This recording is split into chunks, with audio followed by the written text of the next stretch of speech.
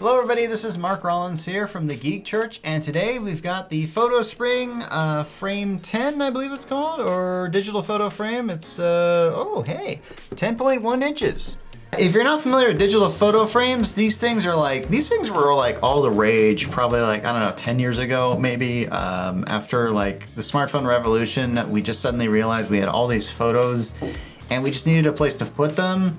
I decided not to do like the traditional unboxing that I did because I wanted to make sure I had it properly set up first. So here's the box it comes in, and here's the product itself. Now, it doesn't really come with much. I'm gonna keep the good side of the photo a secret for now, because I want to show you this. This is a little stand it comes with. Notice how it kind of bends. All you gotta do is just kind of screw it. Screw it in back here. And basically you've got something for sport. And here it is right here. Now, you can see some pictures in there.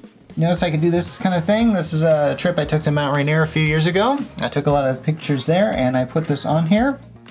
And what you have to do is basically when you get this thing, you have to set up, of course, an account. Now here's the thing about stuff like this. Have you guys got a lot of passwords? I've noticed I have to like set up an account on like everything I buy now. I swear. And then I have to have this book full of passwords full of it. I was really hoping I didn't have to do that, but according to the instructions, which it comes with, it was just a necessary thing. What happens is they give you like a code for this particular frame, and then you gotta go into the actual like online and then enter in this code. And then from there you can go on your computer, get photos from your computer, download them onto here, which takes a few minutes. I think it took like maybe a half hour for these 18 photos I've got here to start loading. Full touch screen right here, which is really great, and it's interactive. So you can just kind of notice I'm going here. I could probably make a little slideshow out of this. I didn't really explore that option too much, but it is here and it's for you. And honestly, I'm guessing that if like, say this was like in Cincinnati or something, and I'm here in Washington State, I could probably send photos and whoever's in Cincinnati can look these up, check them out, see all my photos of Mount Rainier here. What I was hoping to do is simply just connect my photos via USB stick and stick it in these ports they've got on here. Because look at this, they have like an SD card port, and they've got a USB port.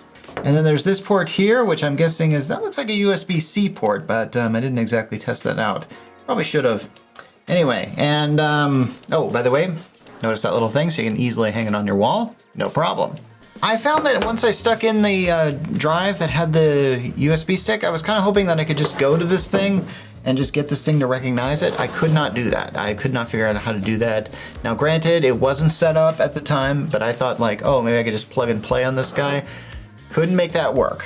So I also ran into another issue. Basically, I had this digital picture frame going for a little while, and it was connected to my Wi-Fi, and I downloaded the pictures on it. But then, about 8 hours later, I came back to the digital picture frame, and it said that it wasn't able to connect to my Wi-Fi network. However, everything else in my home was connected, so I don't know what happened. Now we just connected it to this Wi-Fi network here, and it did it just fine. So, oh yes. And oh, what is this? This is a nice screen. Oh yeah. Okay, so apparently if you just touch this thing, you can do things like, oh yeah, you can actually, if you've got the Wi-Fi connected, you can email pictures on here to like other people. That's kind of cool to have a feature like that. So I believe this is a 16 gigabyte storage worth, and perhaps maybe you can expand it. Maybe that's what the USB on the side is for, maybe? I hope so, because honestly, 16 gigabyte probably isn't enough, but honestly, I'm told that'll do like thousands of pictures. I don't know how much you need on here. And honestly, if you really have thousands of pictures here and you're trying to find one, can you imagine just doing this all day? Just trying to find that right one? I mean, that's crazy. Anyway, this can be purchased on the Photospring site for about $149. And there's one that I believe is premium that costs a lot more, or actually not a lot more. It's like $169, and I actually looked at them and I couldn't even tell which one this even is. This might be the premium right here that I have now, but it's a decent deal from Photospring.